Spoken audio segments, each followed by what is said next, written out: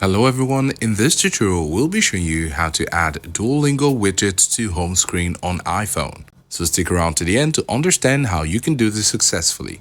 As you can see, we have our Duolingo app currently right here, but this is just a shortcut. In order to add the widget, we're just going to tap and hold on the screen. And then when the apps start wiggling, you can look at the top left corner where you have the edit button. Tap on it, and then you'll see among the three options, add widget. Now among the options, you can scroll through to find Duolingo. However, you can go over to search widgets at the top and search for Duo.